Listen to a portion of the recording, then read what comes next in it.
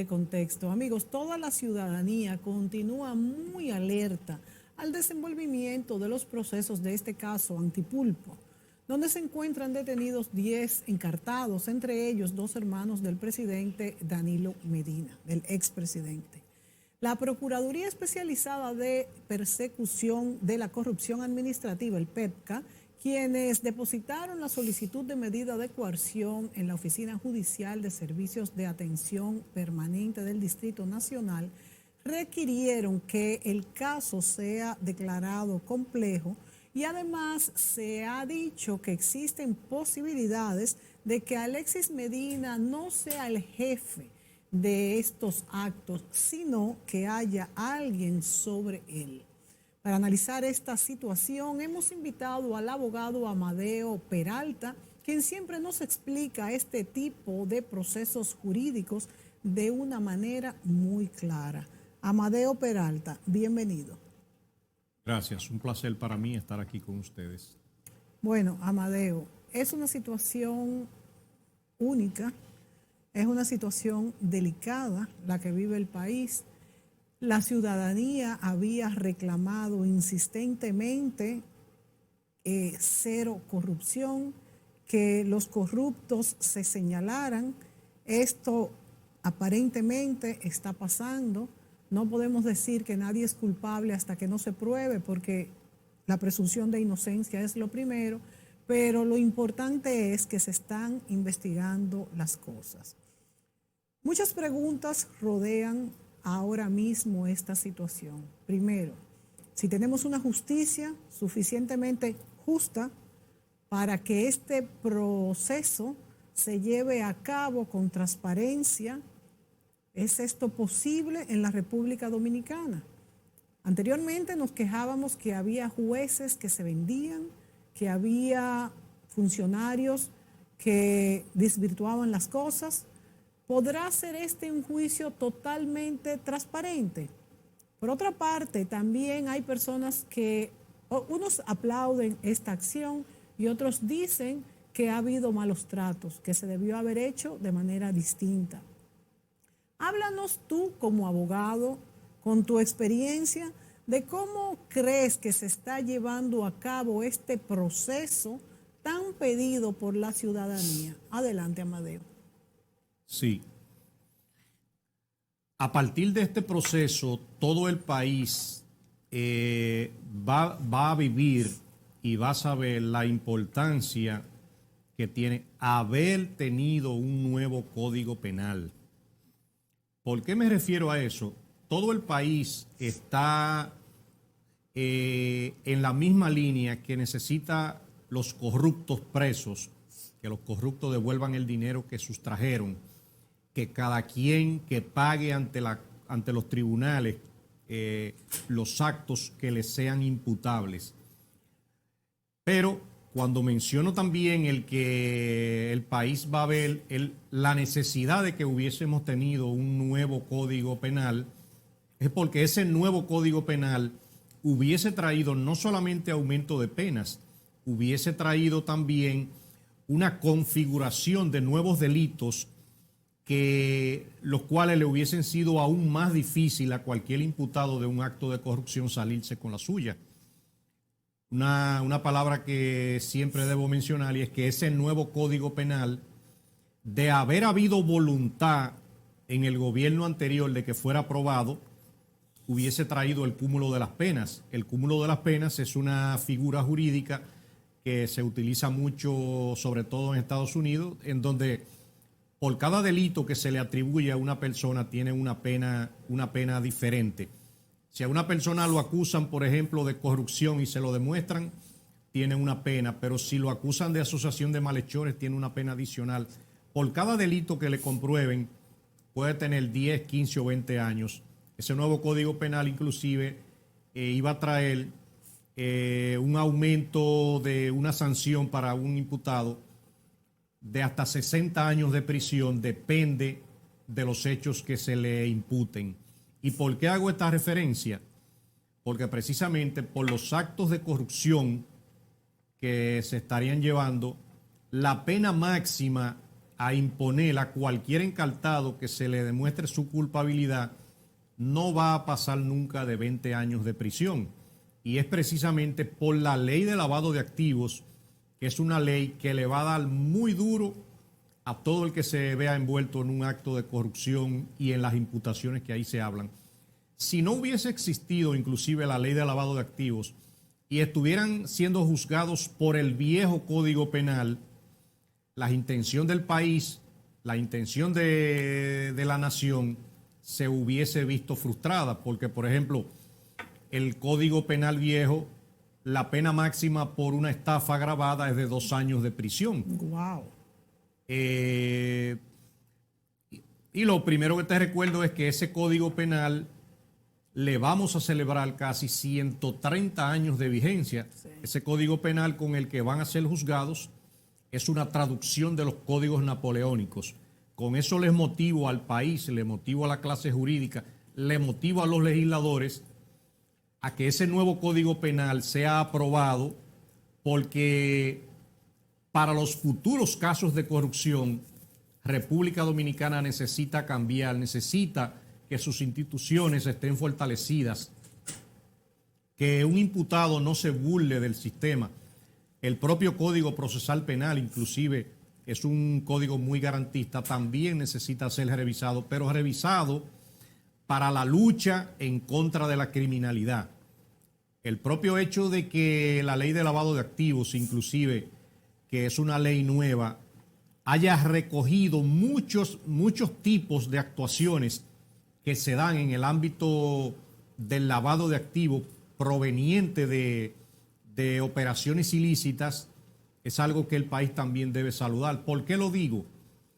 Porque precisamente esa ley de lavado de activos, que de hecho les recomiendo a cualquier ciudadano que la descargue de Google, es la ley 155-17 sobre lavado de activos, saluda con penas ejemplarizantes inclusive a los prestanombres, a los testaferros, hasta con 10 años de prisión.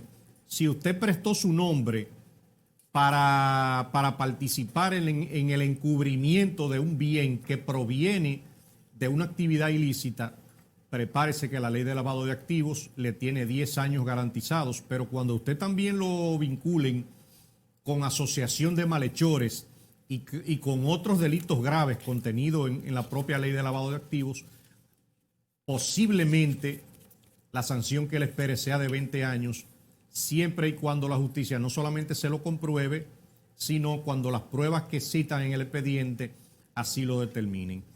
Otro hecho también que todo el país debe tener pendiente y a ver de qué manera se va colaborando con el saneamiento de esta sociedad, es que cualquier persona que ayude, que colabore, que incite, que asesore, que preste su conocimiento, de cualquier manera que usted ayude a una persona vinculado al lavado de activos, la propia ley 155 también lo espera con una sanción severa.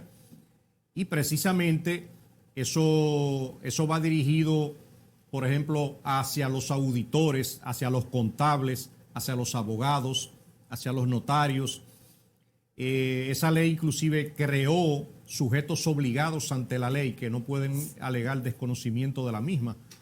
Por ejemplo, los casinos, los dealers, las casas de cambio, las casas de corretaje, los puestos de bolsa, las agencias de venta de bienes raíces, las agencias de venta de prendas, las compraventas, todas esas son sujetos obligados que vienen a reforzar la ley de lavado de activos, ya que ese viejo Código Penal no contiene ninguna sanción para esos tipos penales. Entonces, cuando alguien se dedique a una actividad ilícita, las actividades ilícitas pueden ser diversas. Por ejemplo, una persona que se dedique no solamente a la venta de drogas narcóticas, sino una gente que se dedique a la venta de armas de fuego o de municiones, pero también que se dedique a falsificar cualquier documento público, pero también que haga una estafa agravada en contra del patrimonio público.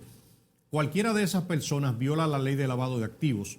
Entonces, cuando a veces yo les recomiendo a toda la población que la descargue esa ley y se la lea, es precisamente porque en su acápite 11 contiene algunos tipos penales que de una persona violentarlos, inmediatamente viola la ley de lavado de activos. Y me refiero específicamente cuando una persona es acusada de enriquecimiento ilícito y no puede demostrar el origen de los bienes que tiene, del manejo de la cuenta bancaria, de precisamente los vehículos, las acciones y en las compañías que participa, eso se llama enriquecimiento ilícito. Desde que usted no pueda probarlo, ya usted está violando la ley de lavado de activos. Pero también hay una serie de hechos que se llaman la concusión, el cohecho, la corrupción, la estafa contra el Estado, los delitos financieros, los delitos tributarios, la coalición de funcionarios, que eso se da mucho en los actos de corrupción. Inmediatamente dos funcionarios se componen para defalcar el erario público, aún sea aparentando una operación lícita, viola la ley de lavado de activos. Y la propia ley de lavado de activos inclusive se viola con cualquier otra ley cuya pena supere los 3 años y que a usted le produzca bienes, le produzca dinero y que usted trate de lavarlos. Anteriormente había mencionado el tema de los testaferros. Los testaferros son personas los cuales prestan su nombre para ocultar un bien que proviene del lavado de activos, pero que en realidad no le pertenece. El Código Penal antes no se refería a esa figura, pero hoy tiene 10 años de prisión. Pero también es bueno que el país sepa que la tentativa para violar la ley de lavado de activos se considera como la consumación misma de la violación a la propia ley. Entonces, léala, apréndasela, descárguela, porque también República Dominicana tiene disposiciones como, por ejemplo, en el Código Civil, el artículo número 1 del Código Civil establece que todas las leyes en República Dominicana se reputan conocidas por cada ciudadano a las 24 horas de ser promulgadas en el Distrito Nacional y a las 48 horas en las demás provincias del interior. ¿Qué le digo con eso? Que una persona que sea comerciante, una persona que tenga cualquier tipo de profesión o un ciudadano común no podrá alegarle al Ministerio Público que desconoce la ley de lavado de activos. En este programa inclusive los estamos exhortando a que la busque, la compre o de cualquier manera se la aprenda, porque es una ley muy rigurosa, muy peligrosa. Lo último que te digo en ese tenor también es que usted puede estar hasta durmiendo en su cama, usted puede estar acostado en un sueño placentero y usted está preso frente a la ley de lavado de activos, de tantas sanciones que contiene por su violación. Amadeo, en este caso, que esto es tan serio, vamos a decir, ¿verdad? Esta nueva ley de lavado de activos que ya tiene un tiempo de que fue aprobada, ¿no?, en nuestro país. ¿No debería esto enseñarse incluso en los colegios? Porque como tú muy bien dices, hay personas que pudieran incluso decaer como víctimas en esta trampa, ¿no crees? Muy brevemente y nos vamos a la pausa. Amadeo. Bueno, necesariamente cuando la ley entró en vigencia en el año 1917, se impartieron algunos cursos, algunos seminarios, pero eso quedó corto. 1917. En el 2017. En el 2017, sí. En el 2017. Pero yo estoy seguro de que una gran mayoría, no solamente de comerciantes, sino de la población. Eso, me refiero a la población bruta, porque se dieron todos estos cursos a los bancos, como tú dices, a las compraventas, a los dealers, pero a la población en general, que pudiera yo ir a donde un señor que es agrónomo en el campo y decirle, mire, yo le voy a dar tanto y usted va a decir que que voy a poner esto porque la cosecha, no sé. Y por eso es que digo que debería de ser incluso casi una materia del colegio. Ojalá que sea implementada sobre todo en las universidades, Eso. que es donde ya se están preparando estudiantes para salir a la calle. Sí. Al igual también como te amplío, y ojalá que se haga el que se retomen a las clases, las clases de moral y cívica que habían desaparecido hace muchos años. Que esto es parte de también de la moral y cívica, saber que no podemos adjudicarnos algo que no sea nuestro. Vámonos a la pausa, Amadeo, y volvemos inmediatamente.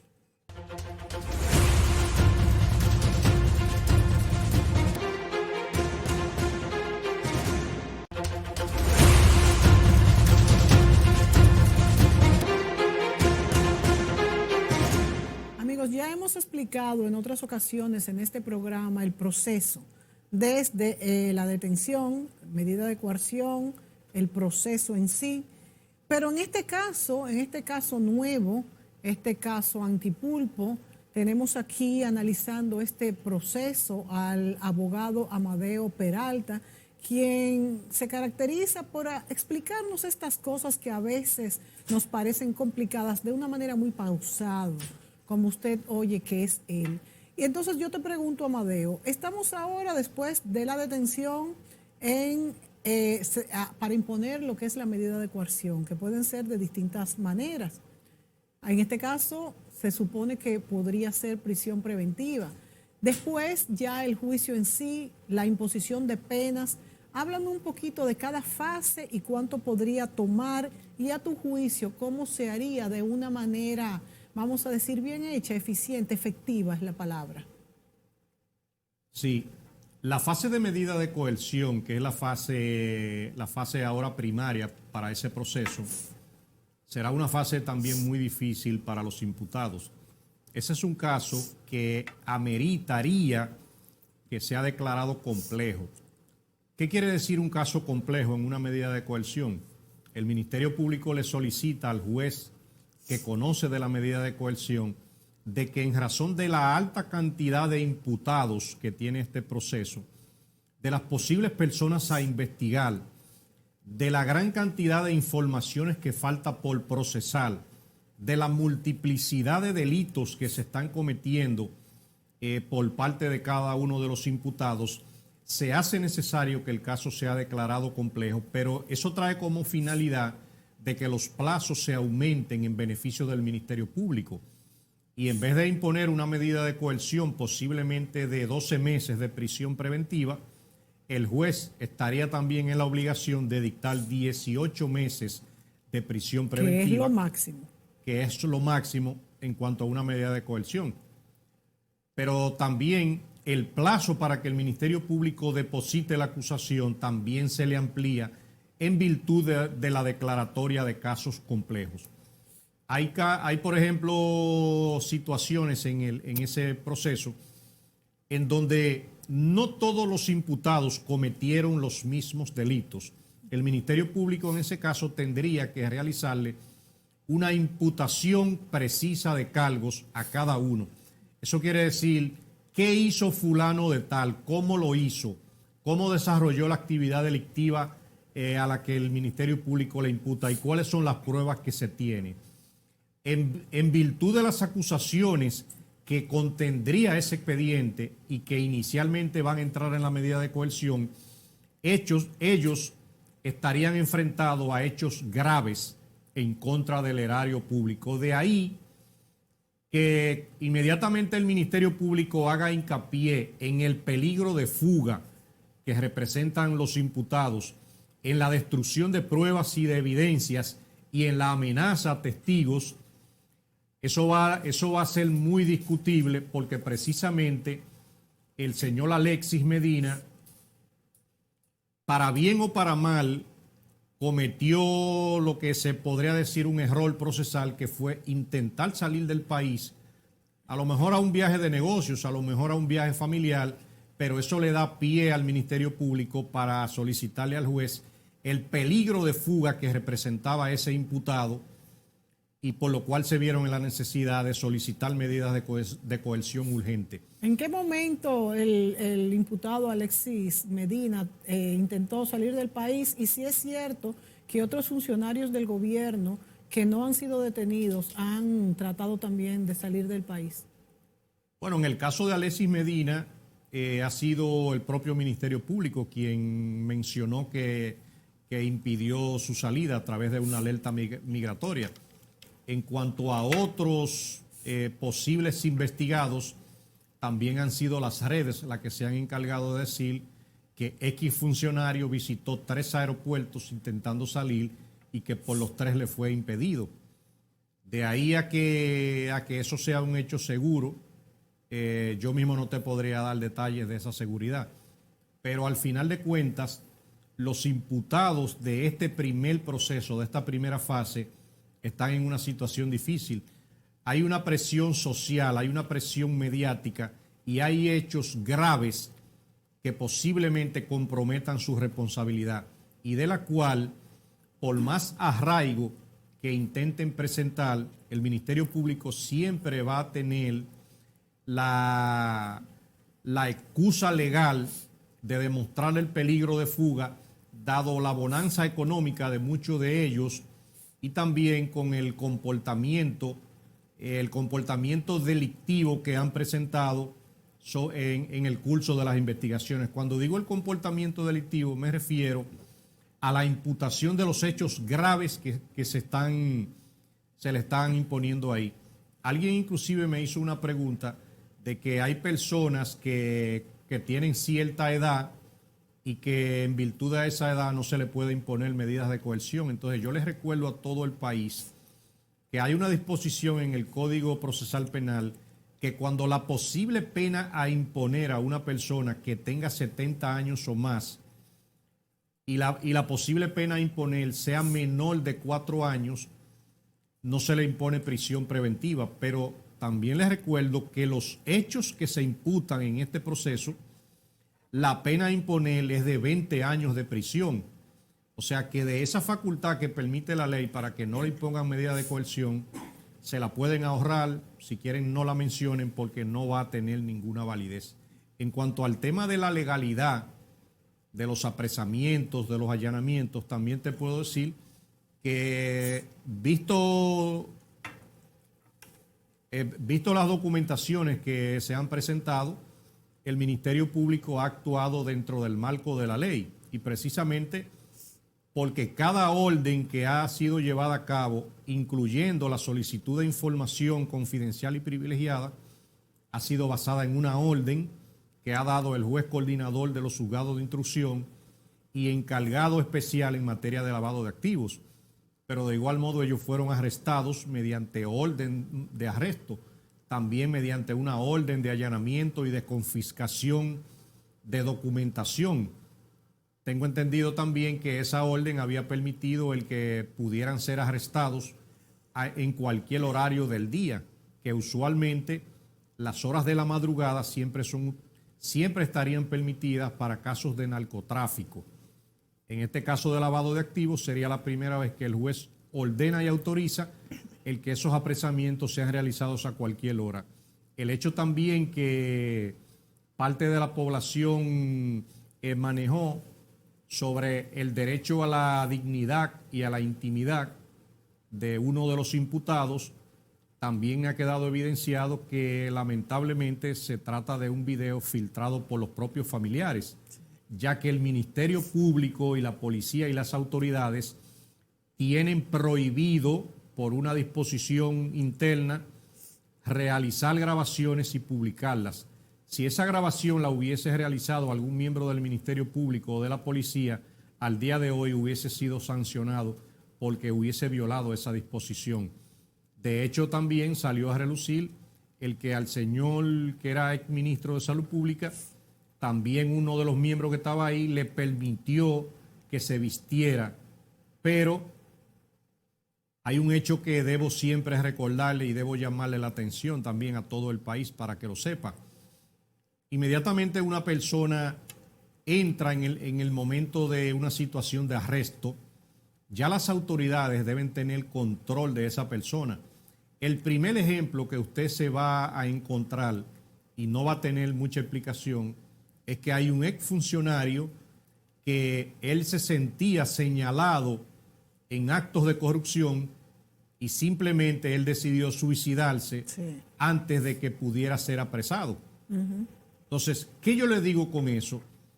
Si a ese ciudadano realmente hubiesen ido a realizarle un allanamiento y un apresamiento, Claro. estando ahí con el Ministerio Público, con la Policía Nacional, posiblemente él hubiese cometido un suicidio delante de esos miembros, y eso hay que evitarlo. Hay un procurador fiscal en el municipio de Santo Domingo Oeste, en la provincia de Santo Domingo, que cometió el error de que fue a hacer un allanamiento y un arresto a una persona, y ese imputado lo convenció de que quería hablar con él a solas. El fiscal le solicitó a los miembros de la policía que salgan y él se quedó solo. El imputado, al poco ratico, entró al baño y cuando salió de ahí salió con una pistola y mató a ese procurador fiscal. Los policías que estaban afuera, cuando entraron, tuvieron también que disparar en contra de esa persona porque ya él se encontraba en un estado que la vida de cualquiera estaba en peligro. Pero todo eso fue por el exceso de confianza de parte del Ministerio Público. Hay imputados inclusive que si usted le permite entrar solo a sus habitaciones a cambiarse, pueden cerrarte la puerta, pueden escapar por una ventana, pueden disparar desde allá adentro, pueden suicidarse. Son muchas situaciones que ojalá sean entendibles por la población y que no se dejen llevar de que se le violó la dignidad, de que se violó el tema de la privacidad, porque ya eso se trata de un hecho que necesariamente la situación jurídica y procesal del detenido en ese mismo instante cambia. Inclusive lo último que les recuerdo también, por ejemplo, en los Estados Unidos, si usted recuerda, hasta por cualquier cosita, a una persona antes de montarlo en una patrulla lo esposan de manera inmediata, porque eso le garantiza su seguridad personal, pero la seguridad de los demás. Claro. Y de ahí que cuando a veces nosotros veíamos cómo el amigo Quirinito, por ejemplo, iba a los tribunales como si anduviera junto con la policía, como si fueran amigos, y no iba ni siquiera esposado, es un hecho, por ejemplo, que preocupaba, porque un detenido para ser trasladado a cualquier sitio es lo prudente que vaya esposado. Que vaya esposado. Amadeo, se nos acaba el tiempo en este segmento. Vamos a volver a comentar esto del arraigo, que es como tú dices, si el detenido no tiene recursos, no tiene nada que perder. Si tiene muchos, pues tampoco tiene nada que perder. Esto es algo que casi hay que revisar. De si tiene arraigo en el país, si tiene bienes, no se va a ir, se va quizás más rápido. Otro punto también que quisiera que tú me respondieras en el próximo segmento es si cuando un funcionario público realiza una declaración de bienes, tiene que decir al mismo tiempo de dónde sacó estos recursos o simplemente puede inventar, entre comillas, de que tiene tantos millones y luego cuando sale, pues no se les reclama. Volvemos inmediatamente.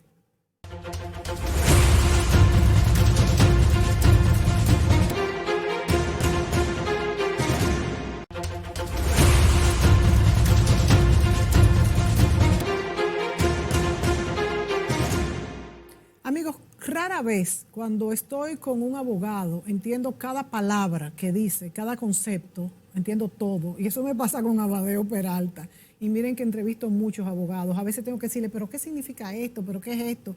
Porque es que es una terminología difícil, pero Amadeo, te las ingenias para ponerlo todo en castellano dominicano, vamos a decir. Bueno, dos temas en la palestra, el arraigo, ¿verdad? ¿Qué tanto retiene una persona en el país? Y segundo, esta declaración de bienes que hacen los funcionarios tiene que tener una constancia de que fueron adquiridos estos bienes de manera lícita y que existan.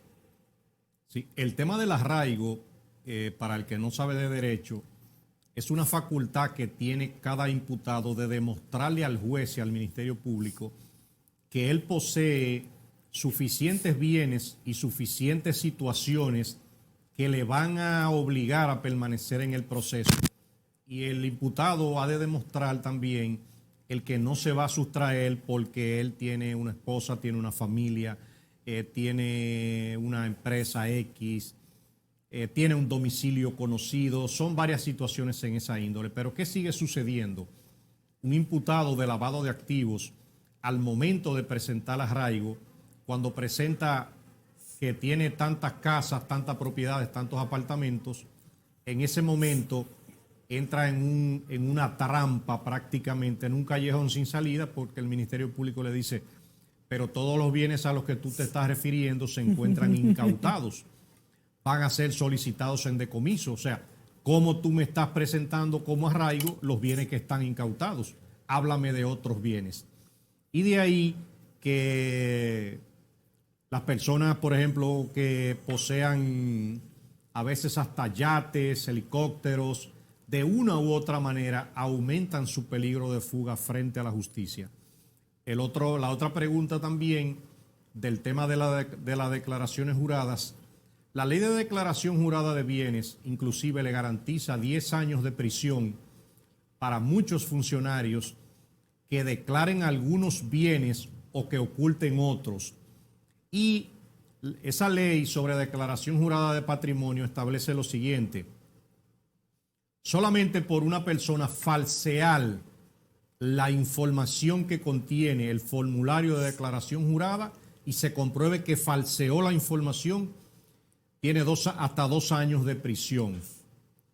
Pero de igual modo, cuando una persona deja bienes sin declarar y el Ministerio Público o la propia Cámara de Cuentas le prueba el que tales bienes, mediante certificación emitida posiblemente por la Dirección General de Impuestos Internos o la Dirección Nacional de Registro de Títulos o las cámaras de comercio, inmediatamente te comprueben que hay bienes que están fuera de tu declaración jurada de patrimonio, eso se considera también enriquecimiento ilícito. Entonces, hay un departamento dentro de la Cámara de Cuentas, pero también el Ministerio Público puede formar parte de esa investigación, en donde inmediatamente le van a solicitar al funcionario, ¿por qué no me declaraste esta finca, esta residencia, estos vehículos? Si el funcionario prácticamente de manera inmediata no justifica el origen de esos bienes, entran inmediatamente en el enriquecimiento ilícito. Y el enriquecimiento ilícito conlleva la incautación y el decomiso de ese bien que el funcionario no pudo demostrar, pero también conlleva una pena de 10 años de prisión. Esa es otra ley también que yo les recuerdo y les recomiendo a todo funcionario público designado, entrante o saliente, que se la aprenda. Porque cuando ya se está jugando con su libertad y con sus bienes, si usted no se lo sabe e incurre en una violación como esa, usted va a tener pocos alegatos. Y de hecho, los abogados van a realizar un trabajo muy difícil de defenderlo porque la ley está ahí, la ley está escrita y usted olímpicamente la violó. Amadeo, hay un reclamo popular y ese reclamo popular reza, antes de esto, que devuelvan las fortunas. ¿Será esto posible en este caso? Mira, esa situación sí es posible y recuérdense que el propio Estado Dominicano está contratando firmas de abogados especializadas en temas de derecho penal, pero con la intención de trabajar concomitantemente y de la mano del Ministerio Público para la recuperación de los bienes. Cuando una empresa cualquiera, voy a mencionar una entidad cualquiera, como por ejemplo las Obras Públicas. 2 minutos. Contrata a una firma de abogados, Obras Públicas se va a constituir como actor civil para reclamar los daños y perjuicios que esa entidad ha recibido producto del desfalco del erario público. Y siempre va a ser con la intención de recabar bienes, tanto de los imputados como de los testaferros y los colaterales, para que ese dinero sea devuelto. Pero antes no pasaba. Antes no sucedía porque para todo tiene que haber voluntad. Cuando no hay voluntad ni siquiera de procesar un expediente ni de recuperar los bienes del Estado, no va a suceder nada, como ha sucedido en todos los casos anteriores de corrupción. Amadeo, se nos acabó el tiempo. Por la claridad con que expones tus ideas, Yo creo que es mandatorio que estés aquí al menos una vez al mes. Yo creo que todos tenemos que aprender de estos casos, aprender, como tú dices, las leyes también, porque incluso podríamos vistos envueltos en algo sin tener, inclusive sin ser adrede. Tenemos que aprender, además de que queremos entender qué es lo que está pasando y en qué momento estamos del proceso. A ustedes, amigos, gracias por sintonizarnos. Amadeo Peralta estuvo con nosotros analizando este caso judicial. Hasta la próxima.